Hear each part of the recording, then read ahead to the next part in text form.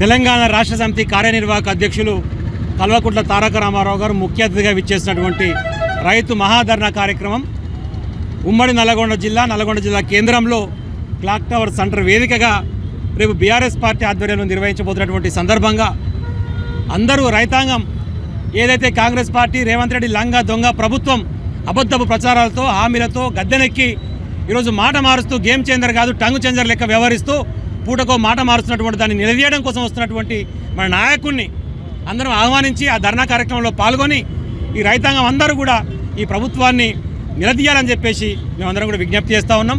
అదే క్రమంలో రైతాంగం పక్షాన వస్తున్నటువంటి కేటీఆర్ గారికి రాష్ట్ర వ్యాప్తంగా వస్తున్నటువంటి ఆదరణను చూసి ఓర్చుకోలేక కావాలని చెప్పేసి పర్మిషన్ ఇవ్వకుండా ఇబ్బంది పెడితే కోర్టుకు పోయి పర్మిషన్ తెచ్చుకునేటువంటి ఒక దుస్థితి ఇక్కడ జరుగుతున్నటువంటి ఇది ప్రజాస్వామ్యమా లేకపోతే రాక్షస పాలన అర్థం కానటువంటి ఒక దుస్థితి కనపడతా ఉన్నది.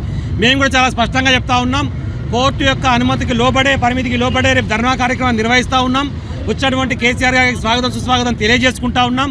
వారు వచ్చిన తర్వాత ఈ కాంగ్రెస్ పార్టీ ఏదైతే నిన్న పెట్టినటువంటి మీటింగ్లో కూడా 26వ తారీఖు రాత్రి 12 గంటలు దాటంగానే టింగ్ అని మీ దాంట్లో ఏదో పడుతుందని చెప్పేసి లెస్స మాట్లాడిండు.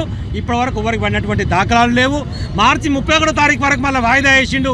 ఎందుకని చెప్పి నేను ఆలోచిస్తే తెల్లారితే ఏప్రిల్ 1వ తారీఖు ఏప్రిల్ ఫూల్ చెప్తాడు. మళ్ళీ వాడు తెల్లారు లేవగానే నేను మార్చి 31 గంట నమ్మి రాయింది ఇవాళ ఏప్రిల్ ఫూల్ అంటాడు.